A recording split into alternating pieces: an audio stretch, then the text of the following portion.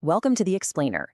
Today we're digging into a really fascinating tool called the MMRI Market Risk Indicator, or MMRI for short. It's designed to do one simple thing: take the market's temperature. So let's see how it works. I mean, that's the big question, right? Markets feel emotional. Sometimes they're running hot, sometimes they're ice cold. But how do you actually get a quick, objective reading on that sentiment? Well, that's exactly the problem the MMRI tries to solve, giving you a number to cut through all the noise. You know, the best way to think about the MMRI is kind of like a weather report for the market. It's not trying to tell you it's going to rain tomorrow at exactly 3 o'clock. Instead, it tells you if the atmospheric conditions are building up for a potential storm. It's a snapshot of the current environment. And its real power, its elegance, is in its simplicity. It takes these two massive, complicated economic forces, we're talking the strength of the US dollar and bond yields, and it boils them all down into a single, easy-to-read number. Okay, so how does this thing actually work? Let's pop the hood and take a look at the engine behind it all. You're going to see it's surprisingly simple. And here it is, the formula. You take the US dollar index, that's the DXY. You multiply it by the 10-year US Treasury yield, and then you just divide the whole thing by a constant, 1.61.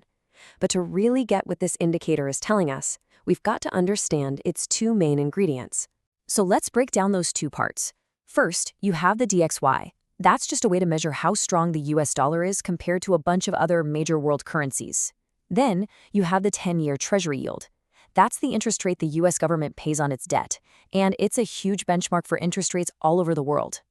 The MMRI's magic is just fusing these two powerful signals together. All right, that's enough theory. An indicator isn't much good unless you can see it in action, right?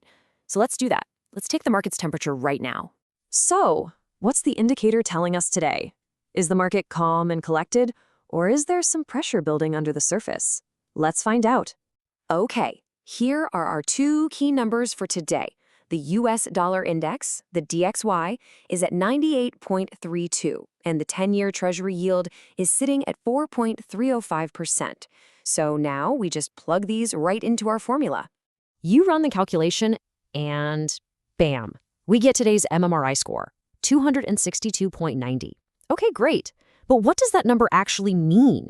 A number like 262.90 is pretty much useless without some context, right? We need a scale. We need to know if that's low, if it's moderate, or if it's something we should be paying really close attention to. And luckily, the indicator comes with a guide. Here's the official breakdown of the risk levels. So, anything between 50 and 100 is considered low risk. From 100 up to 200, you're in moderate risk. And our number today, 262.90, well, that falls squarely into the high-risk zone, which runs from 200 all the way to 300. So let's just state that plainly so we're all on the same page. Based on the data and using the official scale, the MMRI Market Risk Indicator is currently flashing a high-risk signal for the overall market environment. Now, this is really, really important. This might be the most important part of this entire explainer. Seeing a high-risk signal can be, a little alarming, but it's absolutely crucial to understand what this tool is and maybe more importantly, what it is not. I'm going to read this quote directly from the source material because it just nails the point. The MMRI is simply a market indicator and not a crystal ball for predicting future movements.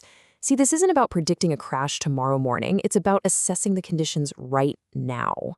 So what's the big takeaway here? How should you think about this? The MMRI is one tool in your toolbox, but it's not the only tool. It's a fantastic starting point for analysis. Think of it as a red flag that's telling you, hey, maybe you should dig a little deeper here. It's meant to be used with other research, never in isolation, and it should absolutely not be the single reason you make any financial decision. And that leaves us with one last, and I think crucial, question. The indicator did its job, right? It gave you a temperature reading, it says high risk, but the real work, that begins now. So what other factors, what other data points, what other indicators would you look at next to get the complete picture? And that's really what makes an indicator like this so valuable, not just for the answer it gives you, but for the questions it forces you to ask.